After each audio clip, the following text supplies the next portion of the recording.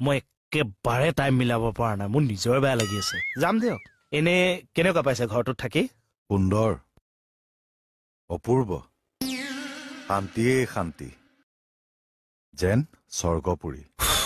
মই জানো নহয় ছাৰ, মই আপোনাক বেয়া ঘৰ এটা চাই দিম নেকি? সেইকাৰণে ভালৰ ভাল ঘৰটো চাই দিছো।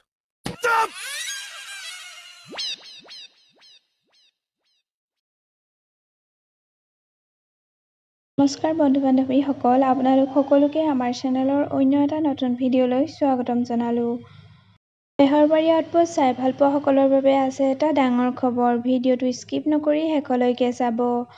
বেহৰবাৰী আউটপোষ্টত এছ.আই. ছাৰত অভিনয় কৰি থকা প্ৰীতম বৰুৱাই দিলে এটা ডাঙৰ খবৰ। তেখেতৰ খবৰটো শুনি নিশ্চয় আপোনালোক সকলোৱে ভাল পাব।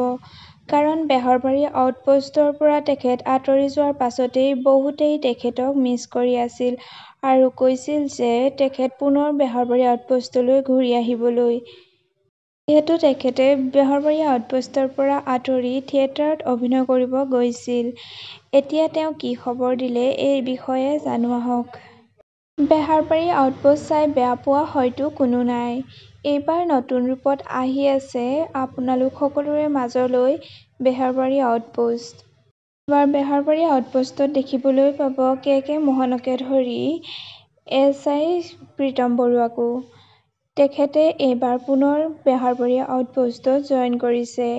আজিৰে পৰা নতুন ৰূপত দেখিবলৈ পাব জনপ্ৰিয় ধাৰাবাহিক বেহৰবাৰী আউটপোষ্ট।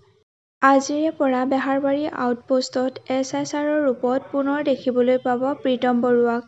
খবৰটো শুনি নিশ্চয় আপোনালোক সকলোৱে ভাল পাইছে। লগতে বেহৰবাৰী আউটপোষ্টৰ কোনটো চৰিত্ৰ বাৰু আপোনালোকে চাই বেছি ভাল পায় কমেণ্ট কৰি জনাবলৈ নাপাহৰিব।